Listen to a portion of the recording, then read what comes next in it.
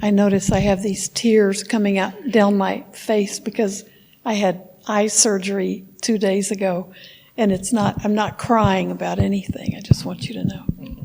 My eyes are just leaking. It's good to see some faces I haven't seen in a while.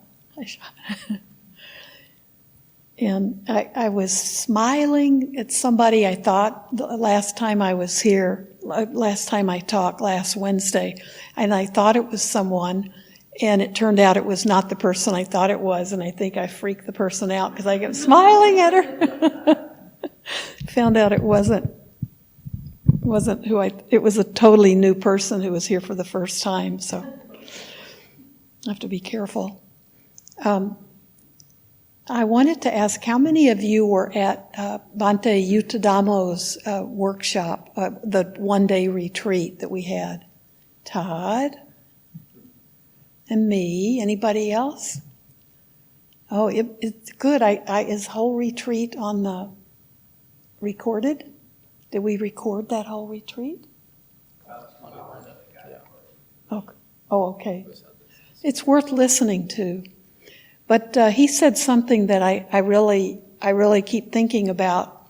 And when he asked the question, nobody got the right answer, and it was all Blue Lotus people. So I felt kind of, what have we not been teaching people? But he said, we all know that the essential teachings of the Buddha are the Four Noble Truths, and that's kind of like the foundation, and everything else comes from that. And so his question was, and what do we do with the Four Noble Truths? So I'll ask, you can't answer, Todd, because you know the answer. What do you do with the Four Noble Truths? So I'm going to ask you guys. What? Well, it leads to that, right? So, but that's not the answer he was looking for. It's before that even. But the Four Noble Truths, the fourth step is basically the Eightfold Path, right? So that's kind of where our whole everything comes from. But what is the first thing we have to do with the Four Noble Truths? Understand them. Who said that? That's the answer. It's to understand those, and I think sometimes we forget that the understanding, it's not like we just have to learn them or memorize them, or it's to really understand the four truths that suffering exists. And I don't know how many of you here fit into this category, but there are people who don't want to think that suffering exists. There are a lot of people, and I've heard people say, I don't have any suffering in my life. Life is good, everything's great. But the Buddha said these are truths that we need to, if we're going to be students of his, these are truths that we need to understand. So we have to grapple with them, so that there is suffering. He doesn't say there isn't happiness or there isn't joy, but he says suffering exists. And there's a cause for suffering, and there is a cure for suffering. There's a path leading out of suffering, and then it's the path is the Eightfold Path. But until we can understand what the Buddha was saying about there is suffering, if we don't come to terms with that for ourselves, we don't understand it. It's a big block, because everything comes from that.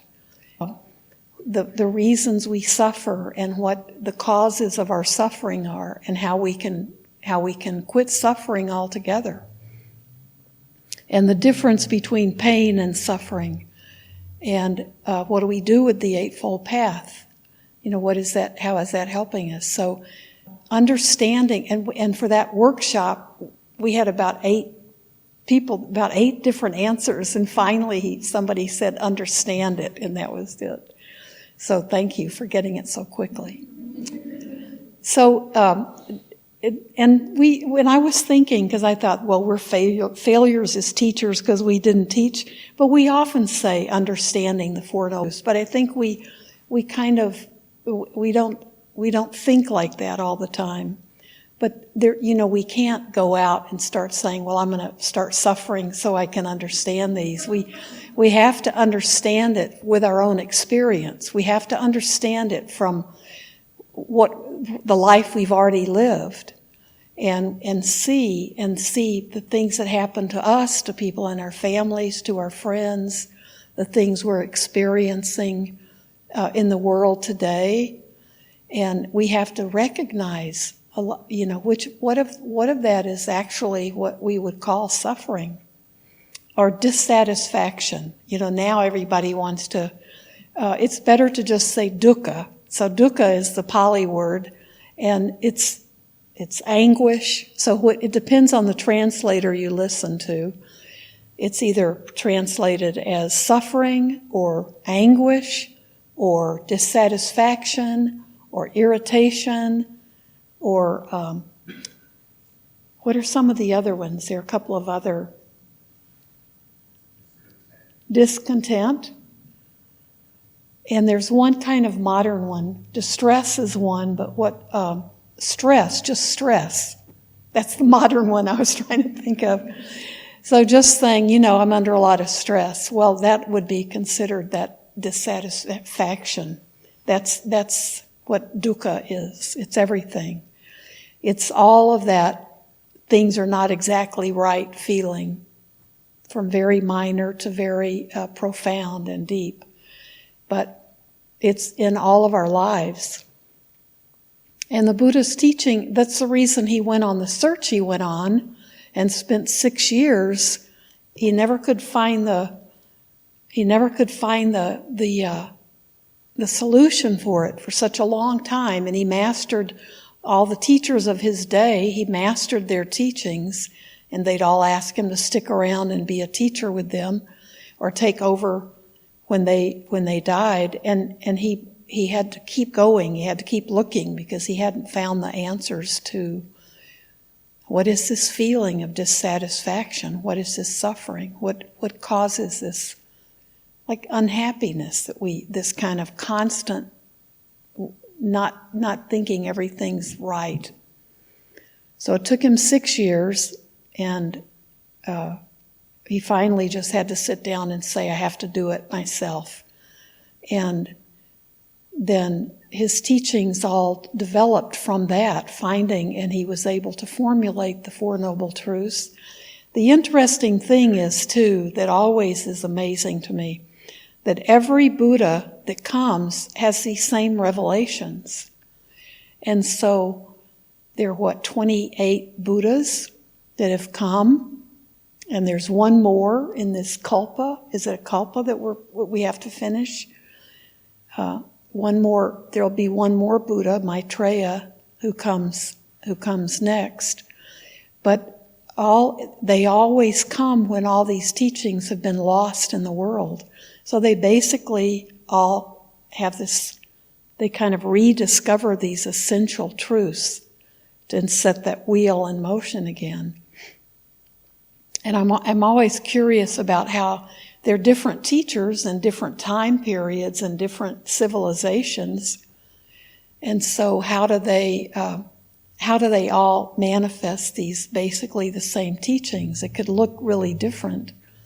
It's interesting. It's not something I contemplate a lot, but I think to think about that is these are important truths that can help us kind of get on with it, get on and move through our lives with a lot more, with happiness and joy and peace. And, we have a specific way then we know of dealing with suffering. So what causes suffering? What's the second noble truth? Craving, right. It's not desire, because we have to have desire just to survive. We have to have the desire to get up every day, and we have to have desire to populate the world and to go to school and get a job and we have desire to build buildings. So it's not our desire that is the cause of our suffering, and a lot of people think that. So if they think if you're going to follow the Buddha's teachings, you have to get rid of all desire, all feeling, anything that feels powerful or good, and that's not the case. But what we have to do is let go of the attachment to it, the craving for it. So very quickly think of things that you really like. Think of how easy it is to develop a craving for it. Chocolate being one of those. I forgot to eat today because I got sidetracked by my printer not working. So I was going to eat something before I came and I didn't. So I was like, does anybody have any food? Usually somebody has food in the office, Todd used to always have nuts. So he's not in the office all the time, so there's no nuts in there. And Bhante Amita said, we've got chocolate. And I said, I want to eat chocolate, maybe something else a little. And he said, no, we've got chocolate just next door. So I said, okay. So I had chocolate for my dinner, for my food. And, I can just taste that chocolate and, it's there. There's that craving for it. It's that wonderful taste. And it was a truffle, so the texture was that perfect texture. And so I had 2 pieces and I was fine with it. Now, that's good. There wasn't a bowl full of them for me to keep going for. But if there had been more, I'm sure I would have figured out a way to get another one of them. But we know those things that we're really drawn to. So it wasn't healthy, but it probably just gave me some calories to keep marching through the evening. But just that taste, you can be around that thing that you crave and you just start getting all kinds of sensual delights from it. And sometimes it's something that's bad, that's not even pleasant, but we begin to crave it. It might be, and Matt and I were talking about this, sometimes we begin to crave maybe something that's not happy or pleasant, but it might be a memory we're hanging on to. And we feel like this is a really sad memory, but I'm not supposed to let go of it because I'm supposed to hang on to that sadness. Like, who would I be if I let it go? Or if I was to actually let go of some unhappy memory, who would I be? Wouldn't I be kind of, what kind of person would I be if I let that go?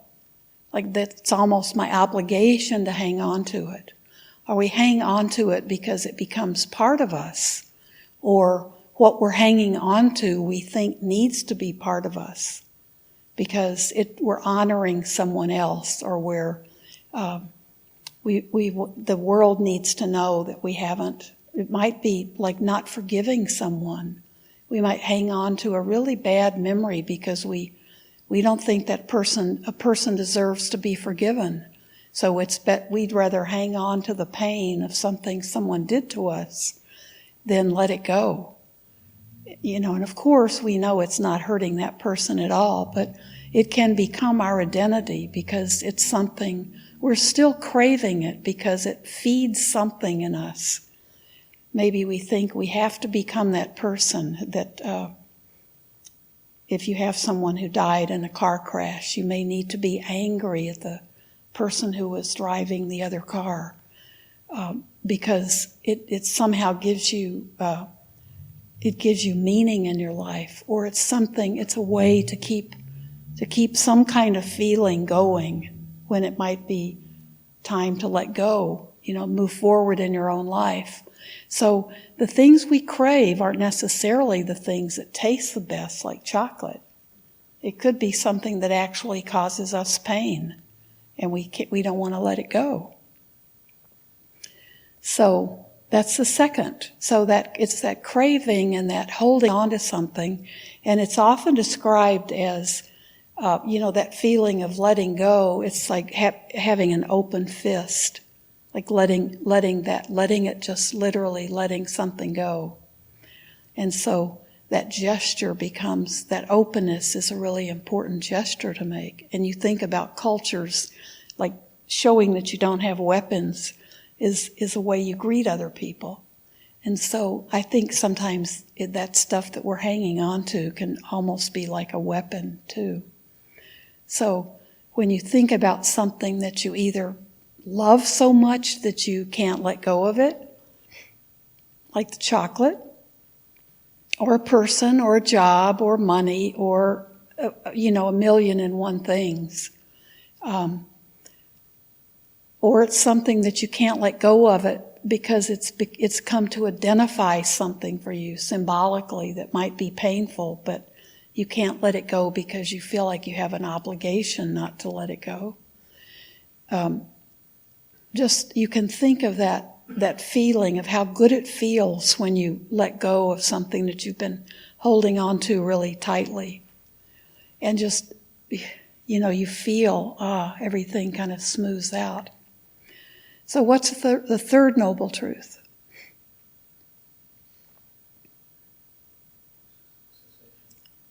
Yes. So there's the cause, there's the problem, there is suffering, there's the cause of it, which is craving, and then the cessation of it. There can be the cessation of suffering. And so it's letting go of that, letting go of those cravings, but it's also realizing that we don't have to have that suffering. The suffering is more the attitude we take towards a situation. It's not the situation itself. So the suffering is what we add to a situation, or we add to, we could add it to the food we crave. So if I can't live without having a bag of truffles, in my house at all times, then I'm really creating more suffering because I'm putting it right in my face. But if it's the emotional attachment that we give to something that creates the suffering. It creates the craving. And anybody who's in a recovery program or ever has been, we understand that. Because we've kind of acknowledged that there's that craving, there is but that's something we can learn to let go of too. It's not easy, but we know it can be done. And so it's the cessation of the suffering. It doesn't mean pain goes away. It doesn't mean we're on easy street, but it means when we have things happen to us, we can have a different reaction. We can have a different way of behaving towards that, something that would have been a trigger. Or we can recognize the teachings of the Buddha.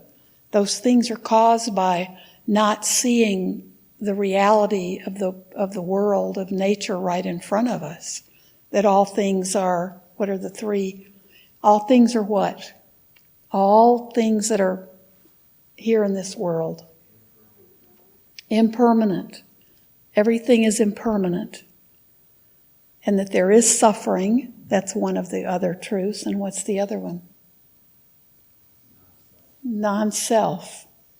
Like this, we're changing all the time, just like everything else is. There's nothing in this world for us to hold on to, not even ourselves.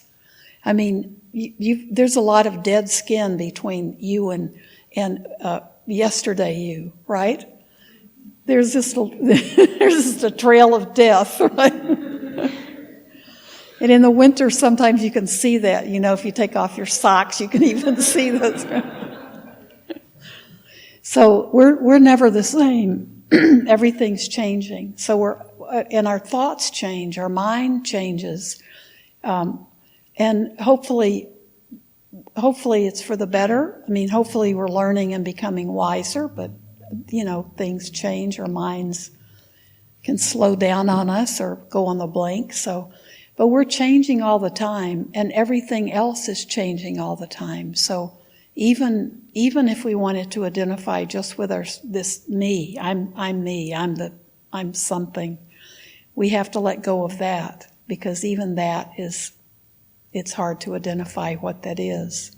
It doesn't mean we don't exist in this body, in this lifetime, but it means there's nothing we can like point to and kind of capture.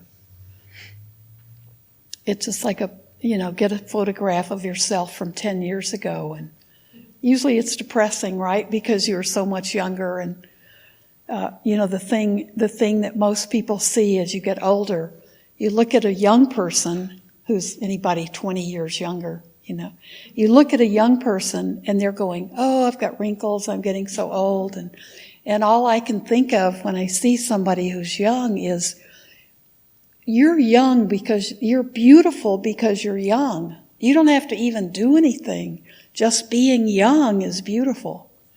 And we waste all of our youth. We waste so much of our youth by being unhappy with, something about ourselves, right? So all that's so fleeting. All of that is just clicking over all the time. So nothing is permanent. All of that changes. We lose everything. We lose everyone we love. We lose everything that we identify with. We lose all those things that we crave. So everything is shifting all the time. So the cessation of suffering is always keeping all of that in mind. So things are always changing. Anything that we're holding on to, that we're craving, is impermanent. So there's no matter how tight we hold it or how hard we hang on, we can't keep it. It will change. Like even that chocolate. There's some days when chocolate doesn't taste good. Or there are some years that chocolate might not taste good. So everything that we're so attached to will change. The person or the job will not stay as exciting or wonderful as it once was. We'll have lots of money and success, but we may lose someone that we love very much, and we realize that stuff that we have doesn't protect us from loss. And so if we keep working with the teachings of the Buddha, we understand that more and more, and it becomes easier to loosen that grip on things. And it doesn't mean we love things less or that we enjoy things less. It just lets us realize that we can have all that beautiful stuff. We can have all that beauty and all those qualities in our life, but we don't have to be gripping so hard to any of them. And be willing to accept our losses when they happen, grieve, and then move on. But it's like a lesson we have to teach ourselves over and over again. It's not easy. We don't learn it once and for all. But the thing we can do is understand those noble truths and understand those things that are impermanent. And then when things are difficult and hard for us, we have that understanding to fall back on. It doesn't make the loss any easier for us at first, I don't think, but it gives us direction to move into when we're able to work through the loss, and then we have our way out of the grief has been, we know what it is. So there's always hope, no matter what. And that hope is that we find our way back on the path. So then the fourth noble truth is the path. Yeah. The path of recovery is the Eightfold Path. That's a perfect way to describe it. So our recovery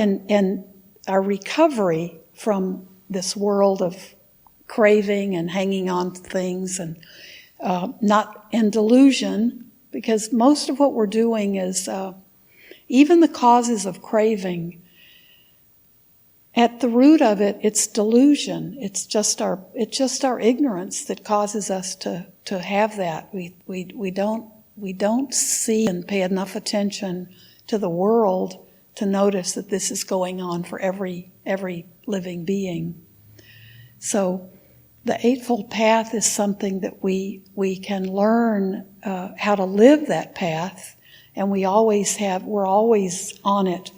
We're very complex, so we're always on a bunch of places on that path at the same time, because we're not just simply, I do number one, then I do number two. We're working on all of it, and usually whether we know we are or not. So right wisdom includes right thoughts, right understanding, which basically means understanding the Four Noble Truths and that path that the Buddha talks about, because that's his foundation for all of his other teachings. So that's where we start.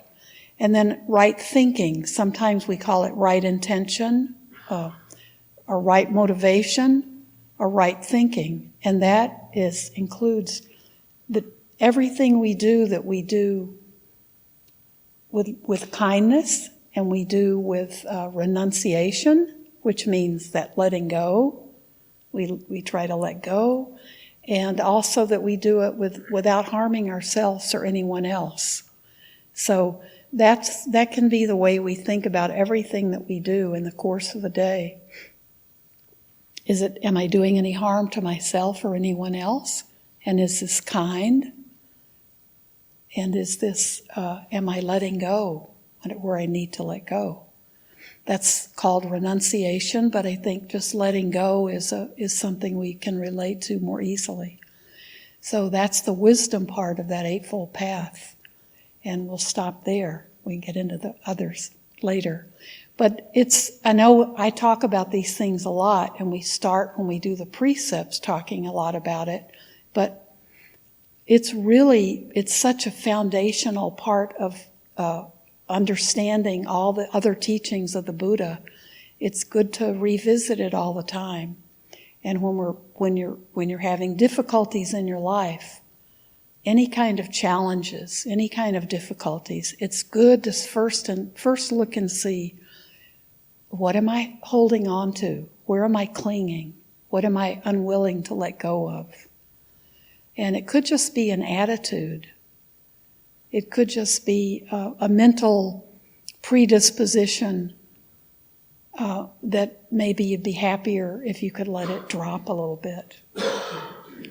So it can be something really simple, but the first way to look at it is to look at those four truths. So there are three parts on the wheel. It's wisdom, which is that thinking, and then motivation or intentions.